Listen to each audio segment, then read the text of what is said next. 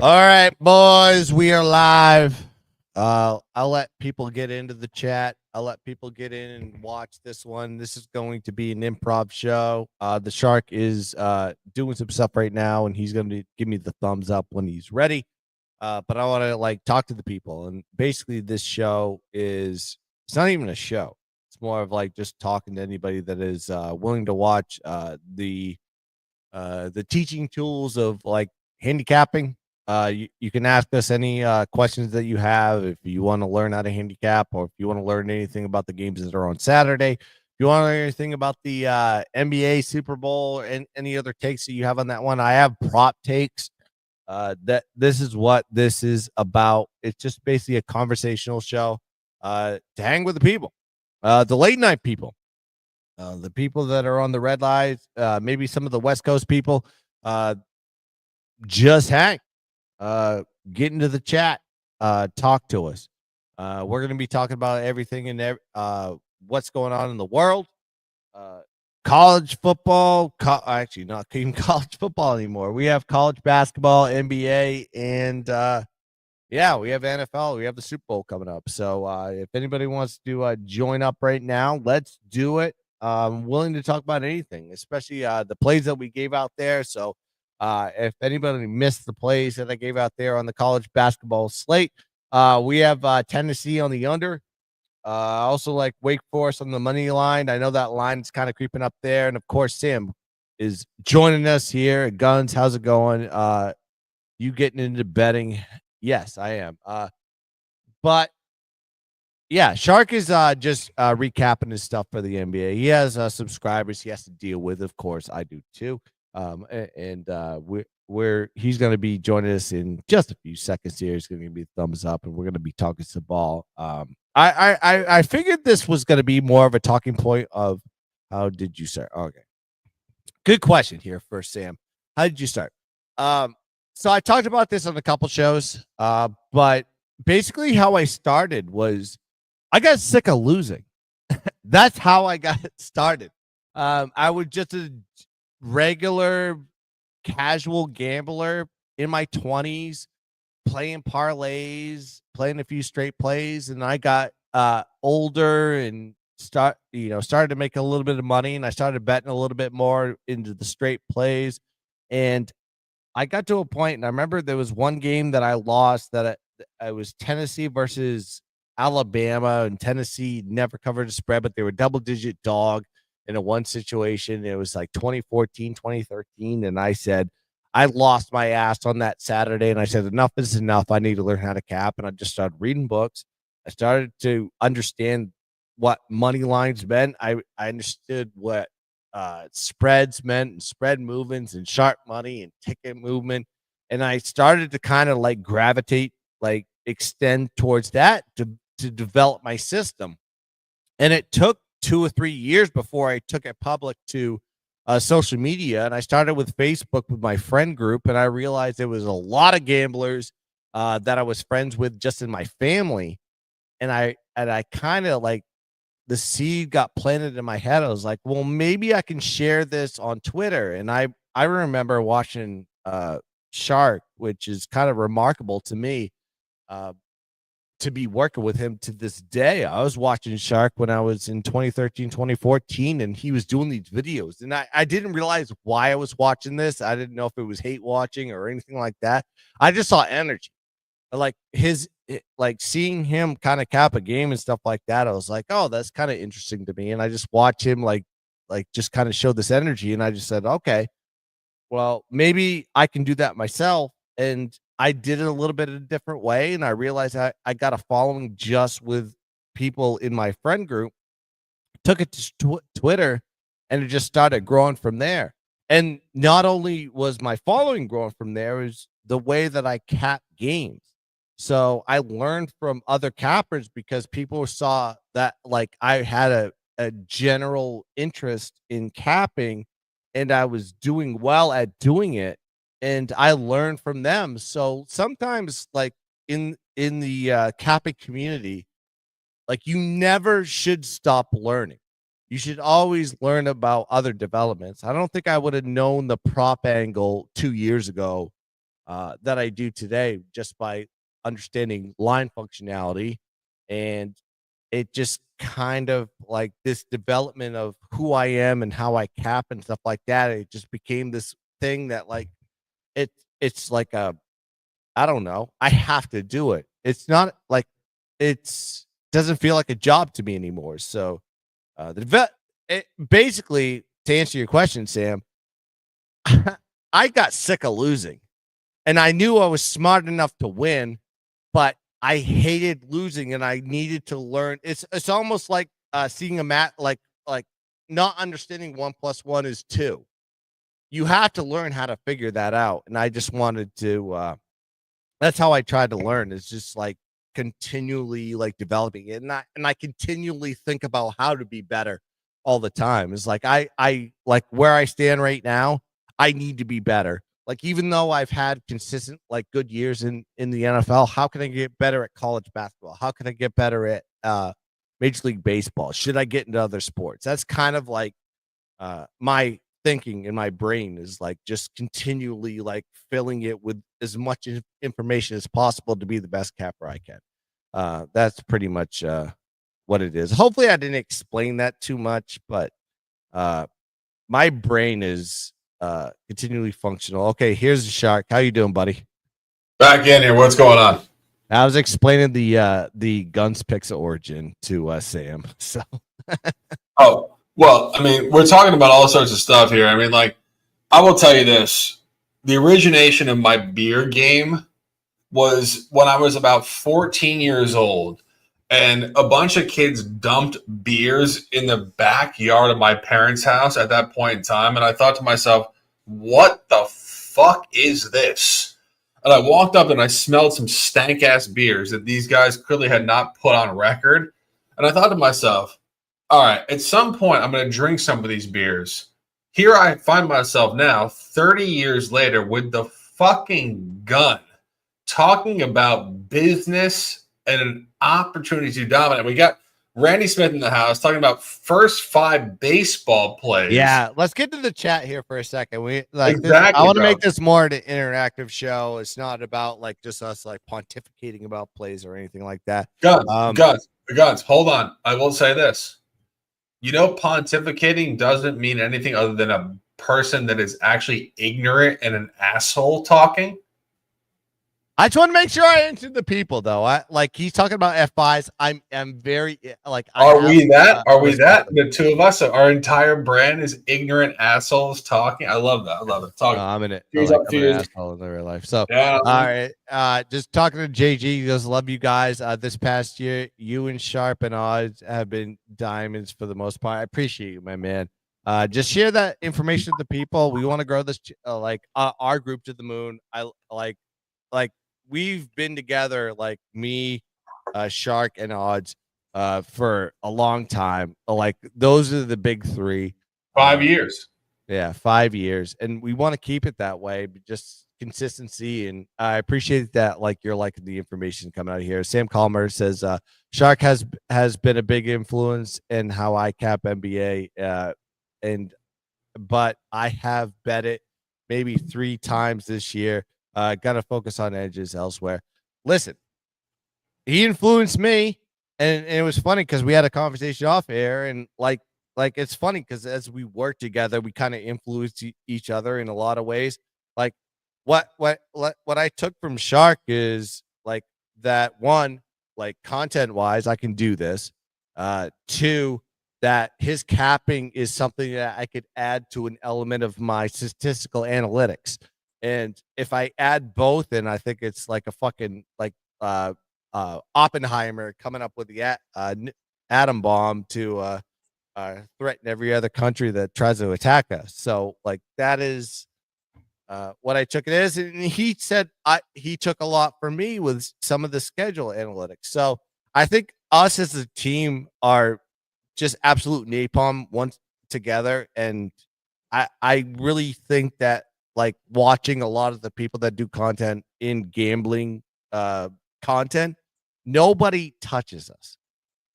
Can you agree on that one, Shark? Is there anybody that you think that is on our level as far as the dynamic duo? I would say this. most people that do content are not listening to what we say. They're trying to compete with Yeah. us. Or just saying, shut up and give me the pick. Or that, but that's followers. We're talking about like people that do content. Sure. Like Sammy Comer in the house. We got JG86 drinks up. My God, cheers up, fears down. Please do if you do. But I will say this. We're not sitting around drinking arbitrarily. We just cast the Dubs over ticket. And if you guys want to follow us, we all have massive, massive premium plays here. So if you guys want to get with us, please send me a DM. And it's not expensive. It's just an opportunity to not only dominate, but be intelligent in your life. And the thing is, the Gun and I have been sitting here doing premium plays for the last 2 years. Yeah. So if you guys want to fuck with us, send me a DM. And the point is, I got a bunch of people saying, "Hey, Shark, you haven't been winning on Twitter." It's like, yeah, you guys ridiculous? You guys actually believe that I only played one game a day for the last like 10 weeks? Yeah. No. Please enjoy. Guns, talk to me. Yeah, I mean, I hold back plays all the time, and I tell Shark, is like Shark, like the greatest thing about us is like sometimes, like especially college football or NFL, like I don't think we talk a lot during the week, and I think we do that on purpose, on the sheer fact that like we don't want to like manipulate like our thought process in a play. We want to come in there, we want to write everything up. Like, how many times do you think that like we've come to the table on a Sunday morning before the show and been on the opposite play?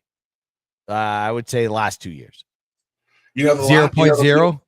The last time, I got to be honest with you, the last time we had like a conflict point, it was the Chargers at the Vikings week 3 or 4 last year. And I actually remember it was like a hostile on air, like it was like a wild fucking on air moment.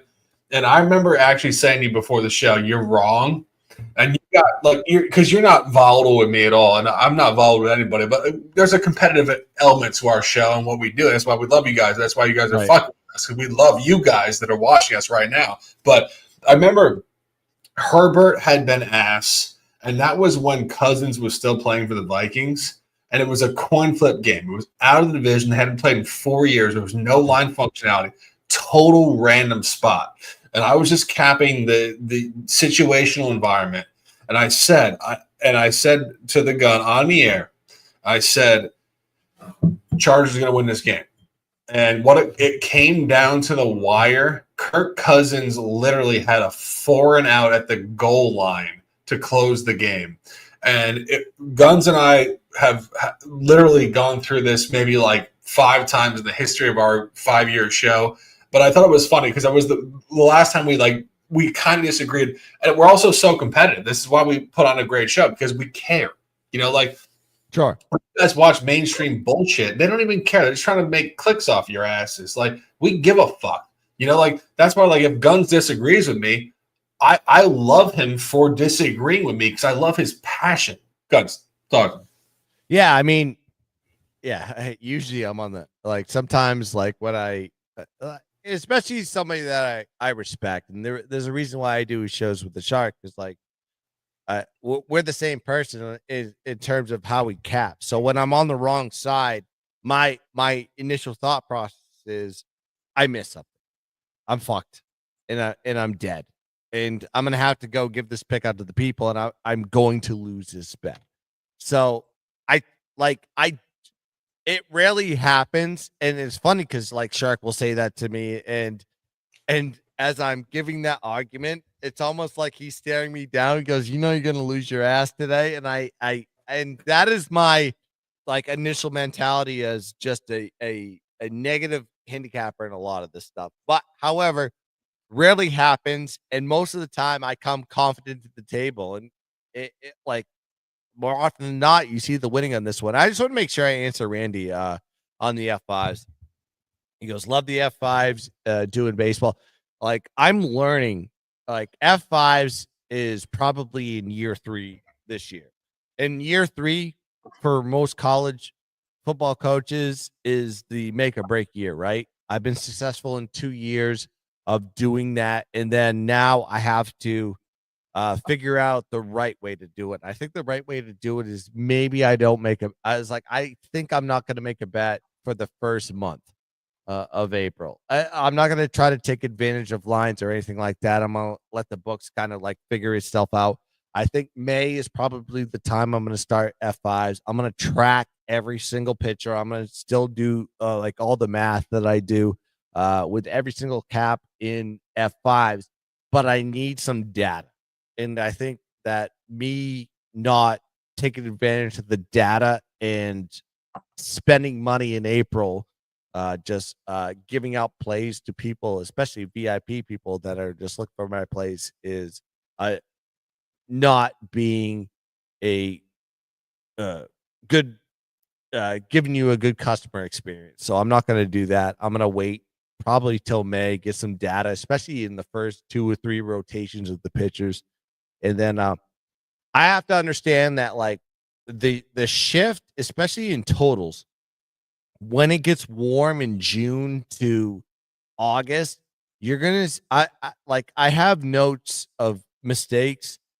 We're gonna like transition to a lot more overs, especially in early June on first fives, because especially with pitchers that have been shifting to unders in April and May, I think there is a market where we just can take advantage of teams, especially pitchers that have just been consistently under, and let's crater them up to overs when the heat gets up. So, a couple thoughts just in my brain as I'm thinking about MLB, but right now, full focus on college basketball. Gods, let me ask a couple questions. I got a couple little like Sure. I don't know, for some reason just jumped up in my mind. I want to ask a couple Patriots fan questions. Yep.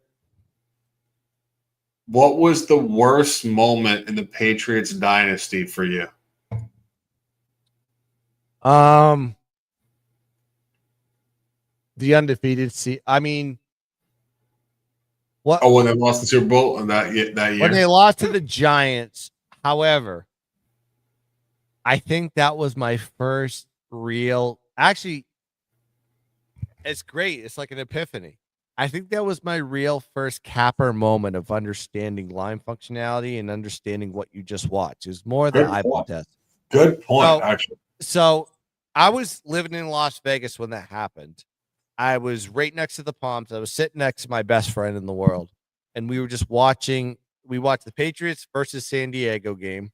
It was San Diego at the time, not the LA Chargers. And we were cheering for the kneel down from Brady. We got the kneel down, which got us the under or something like that, or covered the spread. And then we watched Green Bay, which was a tremendous team at that time. I think Brett Favre was still the quarterback, going against the Giants. And the Giants defense was elite. They played an exceptional game. Giants won that game by 3 points on a field goal on that one. And me and my buddy Brandon was just like, it's like, I don't know, man. I think the Giants either could win this game or keep it close. We just looked at each other after that one, especially in like the Giants, I think played all road games. They went to that cold environment in Green Bay and still won that game.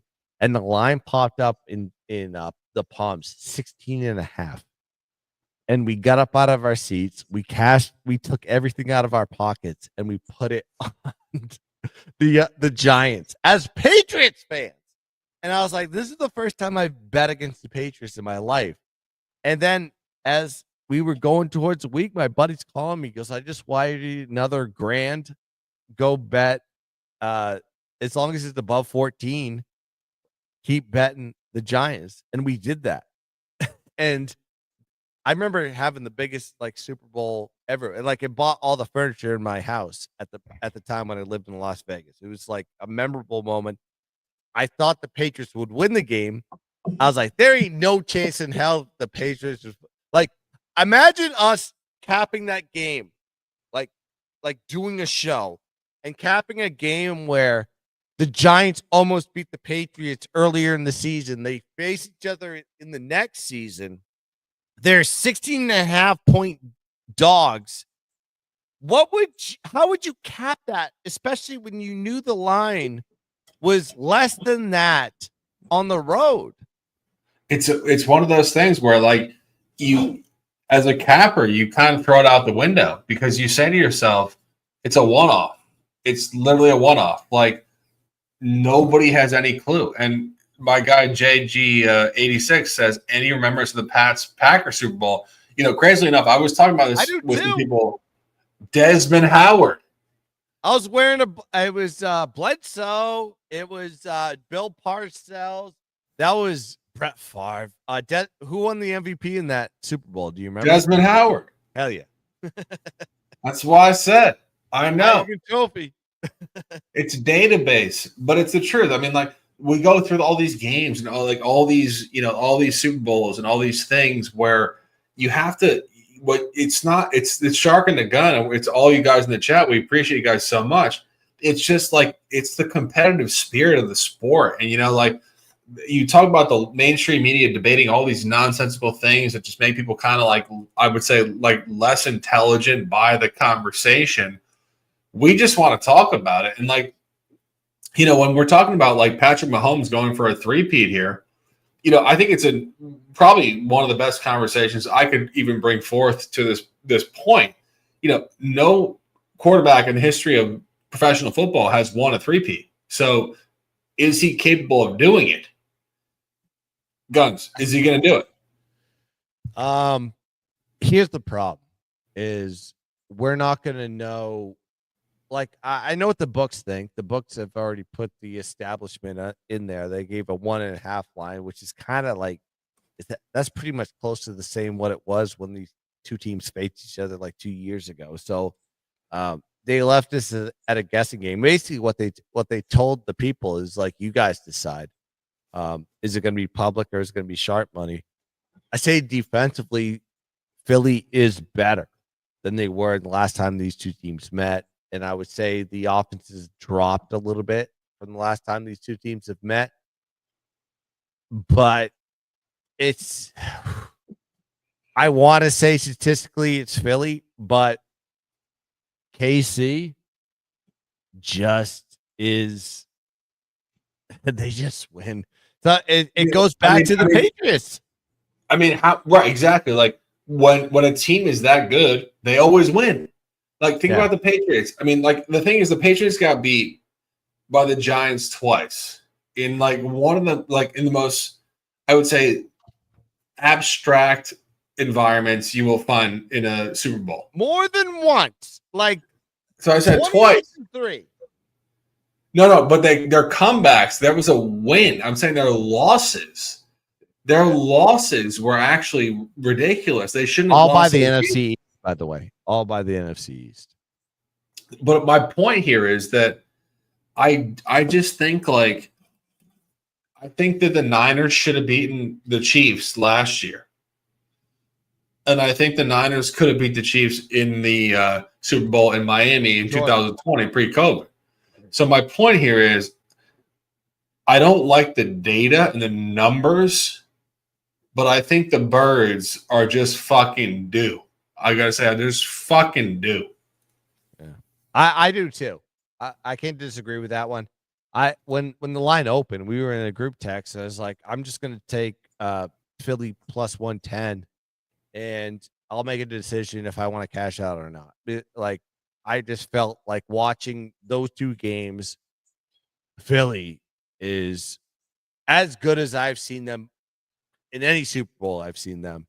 They're the best team they've had since they had McNabb and Terrell Owens. 100%. I want to talk to the chat. Benjamin Rush coming in. He just said, Shark's the godfather of Twitter NBA. Love the write-ups.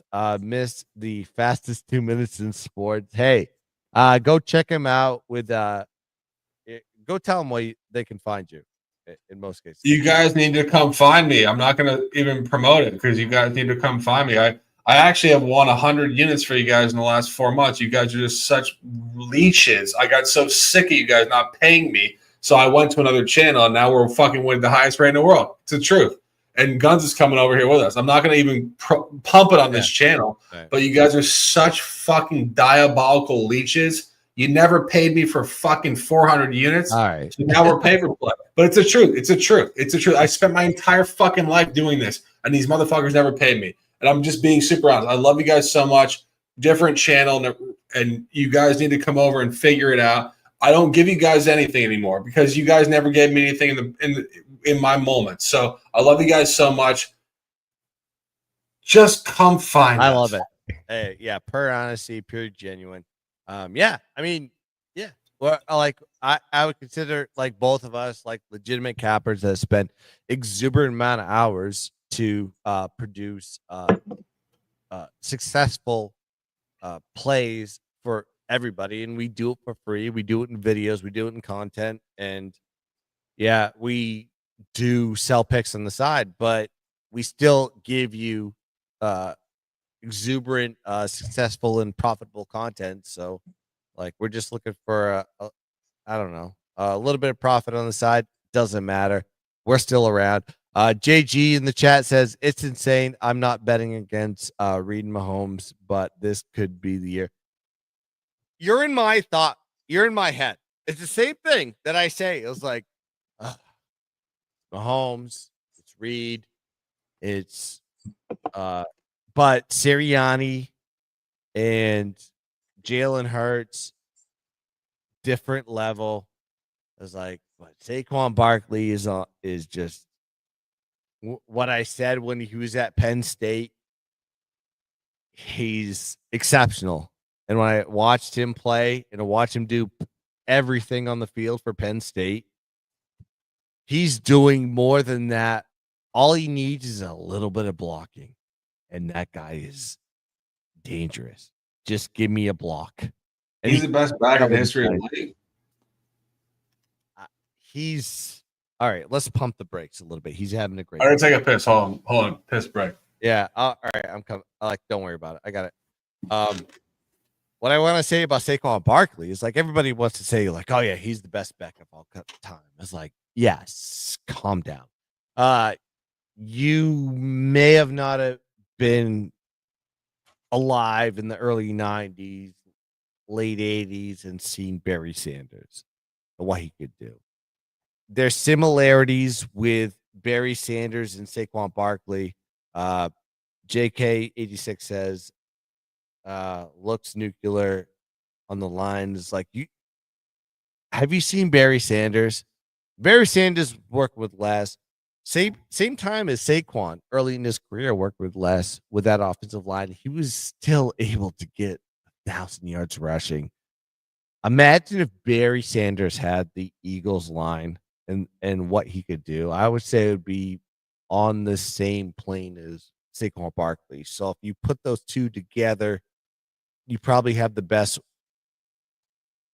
wide receiver. Eric Dickerson's up there. Walter Payton's up there. So people say, oh, best back of all time. He had a great year. He had a 2,000 year. So did Eric Dickerson. He never beat his record because he didn't play every single game. But he's exceptional. And I knew he was exceptional when I watched him at Penn State. That's why before I even got on X or Twitter at the time, I was just betting Penn State games because my numbers would tell me to bet Penn State. And the reason why is because of Saquon Barkley. Getting some of the chat, I want to make sure I answer everybody here as the shark comes back. Gentlemen, what's going on? All right. Sam Calvert, I have the Eagles future, but better quarterback and better coach. And Mahomes, who's better coach? Is Sirianni better than Reed? No. And Mahomes as a favorite of 3 or less. Yeah, I mean, you could say the same thing about the Eagles. That's the problem is when you look at the spread, the Eagles are good in this position too. So what do you think? I think total. I think we should.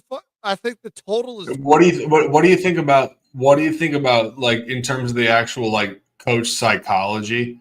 Like if you look at the coach has everything in these games. We've seen it. No, I'm just saying let's just let it like sit kind of for a second and just like think. like I'm just trying to contemplate what's going on psychologically with these groups. Like we think about Reed, Sure, multiple championships. He could have won a title with the Birds 20 years ago. he lost to the Patriots. I know, right? Yeah, I know. But here's the question, and I'm going to throw it back to you guys because you were talking about it. The interesting point here is, as we go into the Super Bowl, where is the psychological advantage? Is it Sirianni? Sam Comer here says Sirianni is not that dude. I want to get to the under here, but I'll let it keep rising. That sounds beautifully sexual. Can I answer that one real quick before you get too fucking sarcastic? If the under is, it's almost like a hubcap on a tractor. It just doesn't fit, right? If the under, when you said the under keeps rising, if the under keeps rising, the only reason it's rising is because of key numbers. Total key numbers have left the building once it goes past 49. It just has in the NFL. Sammy, I gotta say, Sammy is my guy. I've had numerous conversations. No, I'm not. I'm like Sam. I'm not saying that. I'm not saying that as a point of personal. I'm not saying the point of personal respect. I'm saying I know Sammy loves a nice speculation, and my guy Ben as well. Great speculation, and the gun apparently has channeled off, and I had to take a piss. So Sammy, talk to me, and we'll see what's going on. Put you guys shit in the chat, and I'm popping off here with you guys. But my guy says, does Mahomes get crumpled? Interesting word. Much like his performance against the Bucs. Honestly, there's never been a three-peat. So we will never understand what actually has to happen for a three-peat to get to its point of the win rate. The Chiefs are the one team that probably could do it because, first of all, they haven't really gone totally, off the record in terms of their regular season exertion point for 2 years now. And they kind of just do this thing where they just wait around and then they win later. So the point is, I do think the Chiefs could absolutely win the title. Like, I'm not sitting here saying, like, there's no shot. I'm not a hater. The mainstream media is mostly just a bunch of haters. Like, you got Nick Wright, who's a fanboy who just trashes everybody. And also, he's the ugliest fucking dude I've ever seen in my life. Like, if I actually talked to that guy in the air, I'd be like, bro, first of all, you have to recuse yourself because you're so fucking ugly. Wait, he banged Joy Taylor? Did he? I don't know. If that's true, like, Joy has to recuse herself too. Because how can you get fucked by such I was making fun of like all I was doing was making fun of the whatever the Fox allegations of was it Skip Bayless and who's the guy, the football player and some executive, Joey Acho.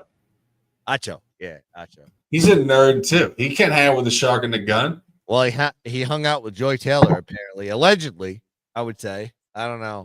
It's easy to hang out with Joy Taylor. It's not easy to hang out with the shark and the gun. I'll tell you that. We have standards around here.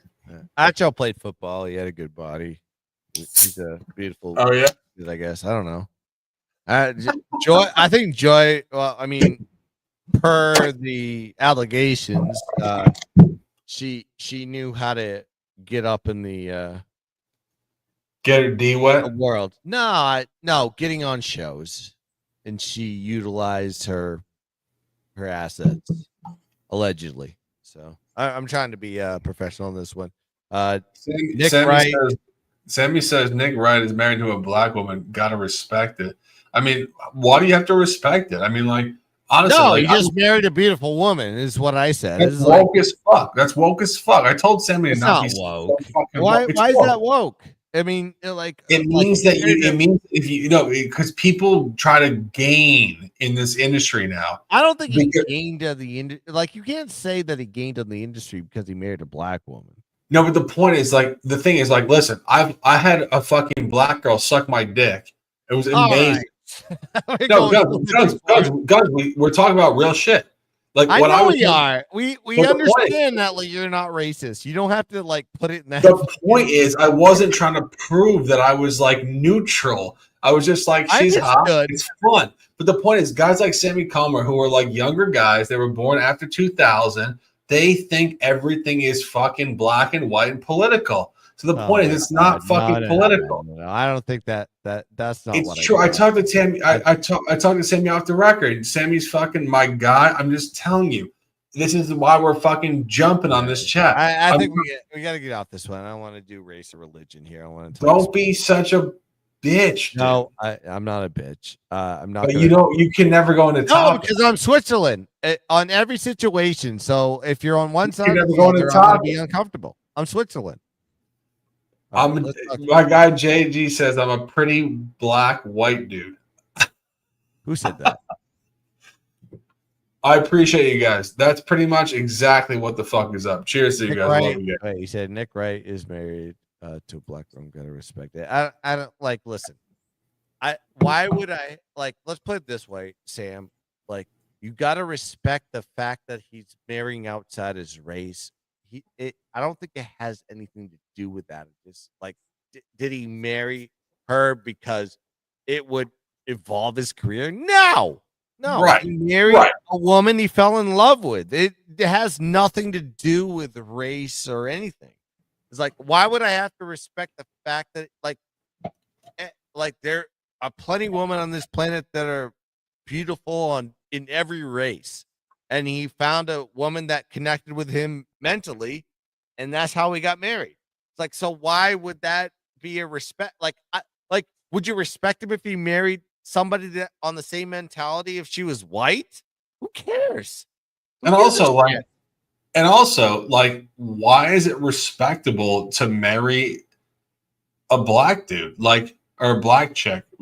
I never look at it that way. It's like that's what I'm saying. Like, what? Like, married somebody they love. Like, what? Like, yeah, like it's like, yeah. Like when I was back in the hood, and like people don't think about me in the hood, but I'm telling you, real talk. No, what? Listen. No, I'll tell you. I don't give a fuck. I'll tell you guys this. Guys, calm down. Yeah. Calm down. So where are you from? Where are you from? Tell me the neighborhood that you grew up in. No, don't say hood. Don't say hood. Then don't say hood. I will tell you because I was in the Kensington hood in a Philly fucking game with my old school shit. Philly, tell me if that's the hood or is that like suburbia? I don't know. I'm telling you, it's the deep hood. And my girl at the point in time was a drug addict. No, and I loved her to death. Did you grow up in Philly or did you grow up in Florida? No, I grew up in New York. Okay, where in New York? 63rd Madison. I moved down to Gramercy when I was like 12, and I came over to Jersey. I'm a fucking Jersey kid. But the point was, my girl was a fucking drug addict, and I'll tell you this. It's a beautiful thing. Okay. I always followed her because I loved her so much, and she wanted to go get her drugs. How'd you guys meet, anyways? Did you meet like in a bar? Did you meet like on a? Yeah, she was a bartender.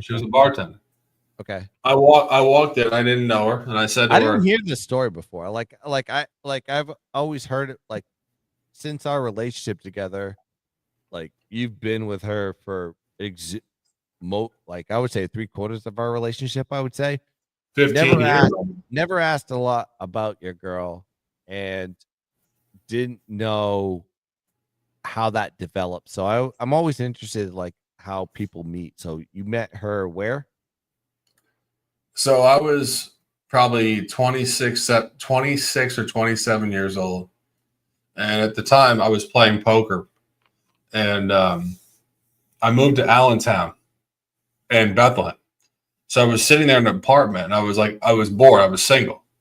And that was before like way before all this. All this. Okay.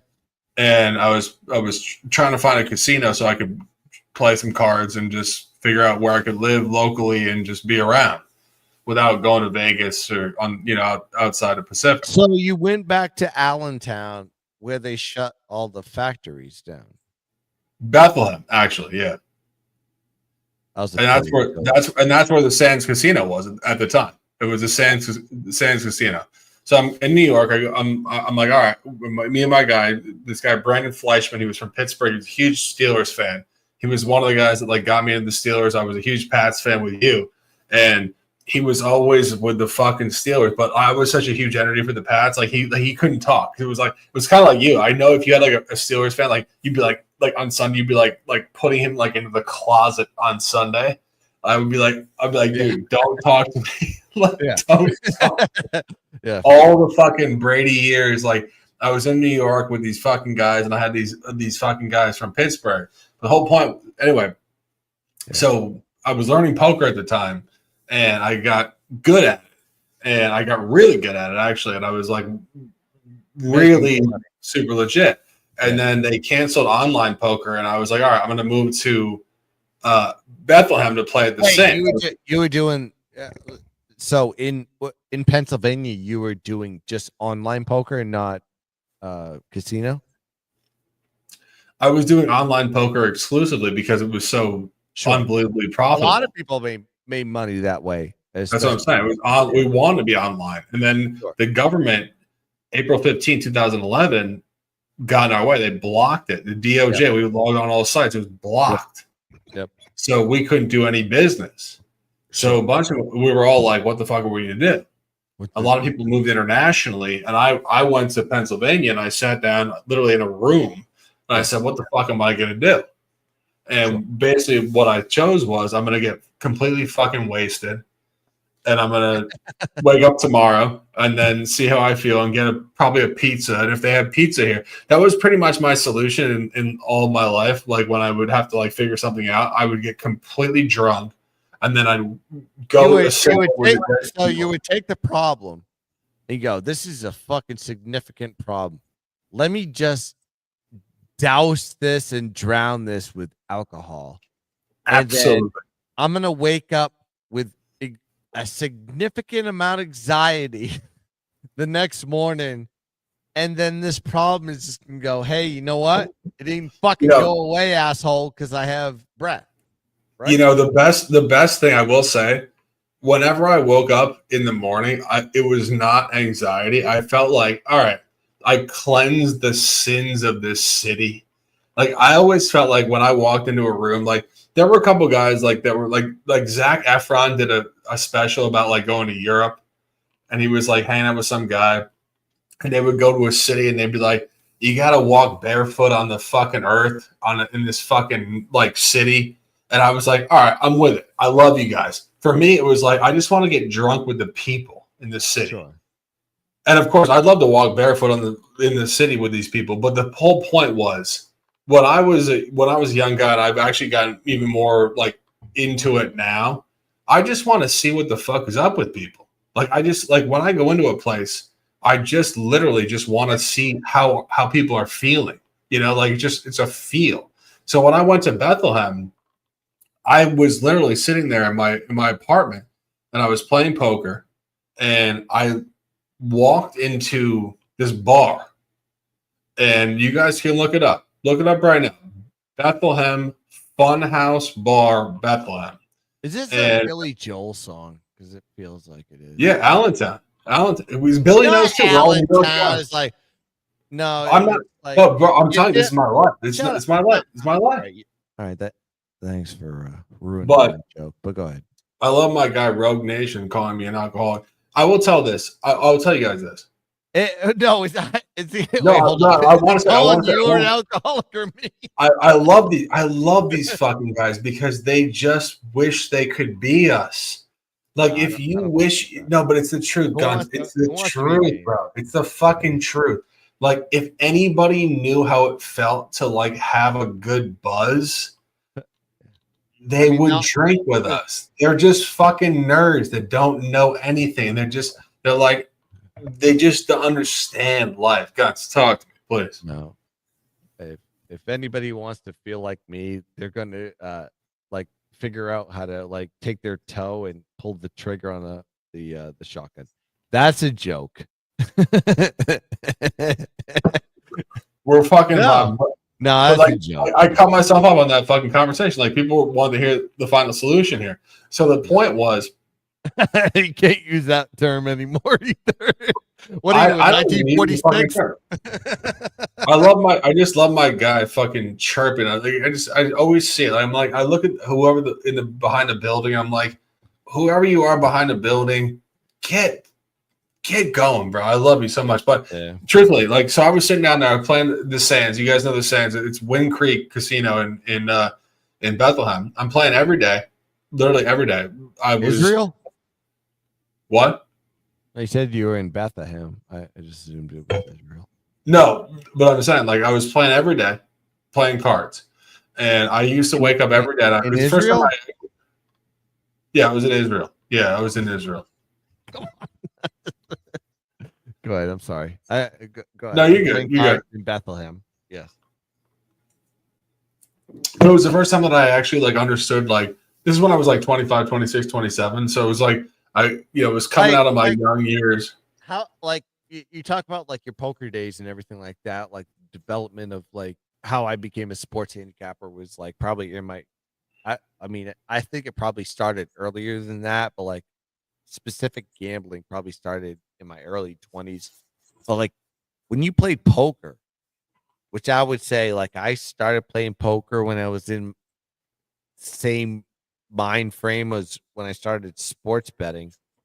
When did you start to realize that you had to learn how to like or maybe you learned early on how to make money in poker? When I was in college, I mean, it was 2005. It was a couple guys up there. I won't drop their names on this broadcast, but I remember watching these guys play poker, and we went to Argentina actually in 2005. I'd never playing poker professionally at the time, and I was sitting in the apartment, and they were just the guy folded a set. I remember he folded a mid set on the turn, and I was like, "What the fuck are you doing? You have the second nuts." He was like, "I know he has the nuts." Online betting? Like you watch them online? Yeah, online. Okay. My guy Steve Cesaro, shout out to him. I'm sure he's out there somewhere. But yeah, and I watched the top pros in the world for at least 2 to 4 years, going from Dartmouth to Argentina and the whole thing. And then I played for an extensive period of time. And I've been, I don't play as much anymore, but I am without question on that level. And that's why I was talking about like game theory and like what it is, like in terms of like the meta game and like how you see your opponent, like how you can't sit at a poker table and just be like arbitrary, like I'm going to beat these guys. You have to know what they did. I don't even look at it like that. It's like I'm not intimidated by anybody at the table. I look at my position. It's like I don't want to sit in the middle of the table. Also that. I want to sit on the left side or the right side. Like I don't care if I'm the first button or the last button. I just want to be on like close to an end so I can understand what is going on the betting. But you're always accumulating information. Yeah, it is part of that. Like sitting in the center to me, it like feels like getting watched. Getting watched. I mean, like learning information, but I'm not getting an advantage. And yes, I'm getting watched because all eyes are on me every time. So like when I'm sitting on the side, I feel like I'm not getting watched. And I don't care if I'm on the left end or the right end. I just want to be second or like I want to be like on a curl. Like that. Like then I can feel like I can read the table, I can watch people and see what they're doing. It's like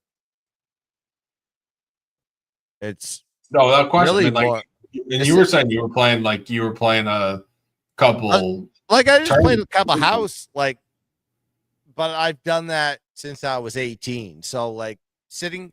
The problem with me like going to a casino is like I don't have the time to do a tournament, and then one if I go just sit on a $2, $4 table, there's probably some asshole that's been sitting there since 7 a.m.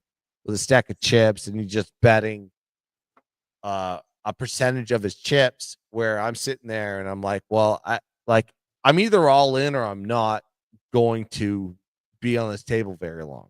So, like, my brain just goes, fuck it. I'm just going to go bet on sports. Right. Because it takes a shit ton of patience without question. It takes a shit ton of patience. But if I'm sitting on a table where everybody starts with the same fucking pot, like, I feel like I'm going to take down the house. And I have like the mentality of like just bullshitting the table and just figuring out what people are doing. No doubt. No doubt. Let's wrap on that. Yeah, let's do it. All right. That's going to do it here for the AMA. Appreciate everybody. Let's cash some tickets. Let's dominate the board. And as always, let's keep dancing. Bang. Boom. Pow.